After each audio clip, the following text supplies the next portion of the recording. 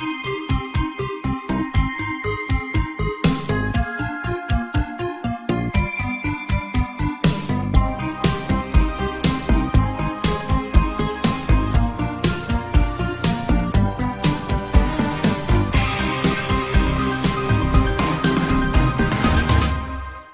substantial coronal hole began to rotate into view over the past few days, December 1st and December 2nd, 2016. Coronal holes are magnetically open areas of the Sun's magnetic field structure that spew streams of high-speed solar wind into space.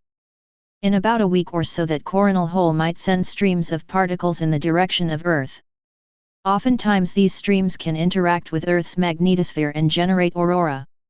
The images were taken in a wavelength of extreme ultraviolet light. Credit for the video goes to Solar Dynamics Observatory, NASA.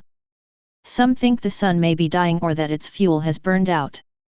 This is possible, and there is no way to know until it starts to affect us on a large scale. Stars are born, they live, and they die. The Sun is no different, and when it goes, the Earth goes with it. But our planet won't go quietly into the night. Rather, when the Sun expands into a red giant during the throes of death, it will vaporize the Earth. So what happens when the Sun goes out?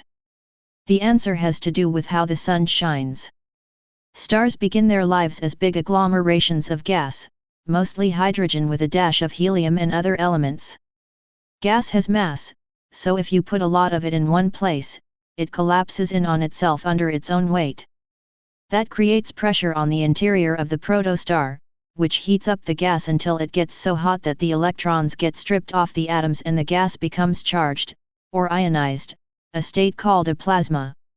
The hydrogen atoms, each containing a single proton, fuse with other hydrogen atoms to become helium, which has 2 protons and 2 neutrons.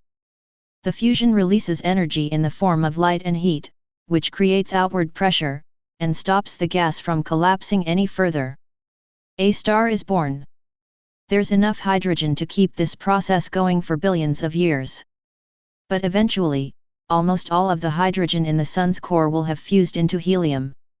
At that point, the Sun won't be able to generate as much energy, and will start to collapse under its own weight. That weight can't generate enough pressure to fuse the helium as it did with the hydrogen at the beginning of the star's life.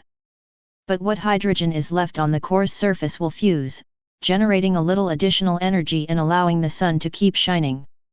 That helium core, though, will start to collapse in on itself. When it does, it releases energy, though not through fusion. Instead, it just heats up because of increased pressure. Compressing any gas increases its temperature. That release of energy results in more light and heat, making the Sun even brighter. On a darker note, however, the energy also causes the Sun to bloat into a red giant. Red giants are red because their surface temperatures are lower than stars like the Sun. Even so, they are much bigger than their hotter counterparts. Something happened to Mars, we know this. Could the Sun release an energy burst so large it would burn every living thing? Stay paranoid, my friends.